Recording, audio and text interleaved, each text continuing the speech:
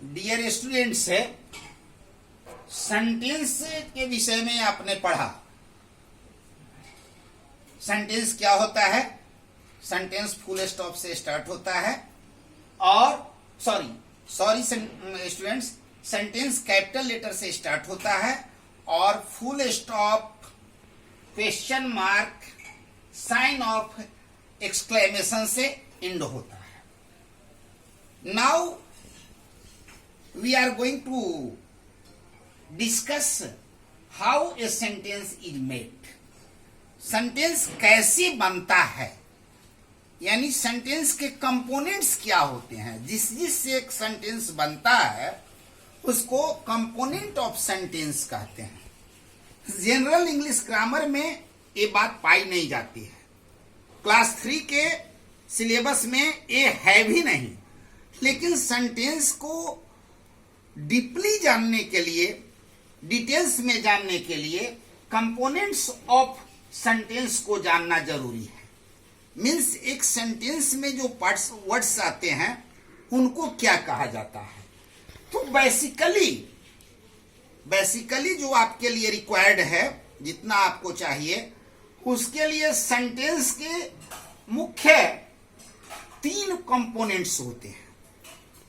Subject, verb, object या complement. ये sentence के कंपोनेंट्स हैं। यानी सेंटेंस में जितने वर्ड्स आते हैं उनको हम 3 ग्रुप में रखते हैं, 3 डिवीजन में रखते हैं। वे हैं सब्जेक्ट, दूसरा है वर्ब और तीसरा है ऑब्जेक्ट या कंप्लीमेंट। आप एग्जाम्पल के रूप में देखें। Ram it's bananas. राम आम खाता है। इसमें राम सब्जेक्ट है, इट्स वर्ब है और बनानाज ऑब्जेक्ट है। राम सब्जेक्ट है, इट्स वर्ब है, बनानाज ऑब्जेक्ट है। आ गया ना? Subject, verb, object. तभी ये सेंटेंस बनता है। कभी कभी एक से अधिक वर्ड्स भी वर्ब में या सब्जेक्ट में या ऑब्जेक्ट में आ जाते हैं, लेकिन उतना अभी आपको जानना आवश्यक नहीं है। दूसरे सेंटेंस को आप देखें। I am a student. मैं एक विद्यार्थी हूं। इसमें आई ऑफ कोर्स सब्जेक्ट है, एम वर्ब है और अ स्टूडेंट ऑब्जेक्ट नहीं है। एम स्टूडेंट्स ऑब्जेक्ट नहीं है, एम स्टूडेंट्स कंप्लीमेंट्स है। ऑब्जेक्ट और कंप्लीमेंट्स में क्या डिफरेंस होता है वो मैं बाद में आपको एक्सप्लेन करूंगा डिटेल्स में। Third sentence, you are a doctor. इसमें भी यू सब्जेक्ट है, आर वर्ब है, ए डॉक्टर कंप्लीमेंट है। लेकिन ही इज प्लेइंग क्रिकेट, इसमें ही सब्जेक्ट है, इज प्लेइंग वर्ब है और क्रिकेट ऑब्जेक्ट है।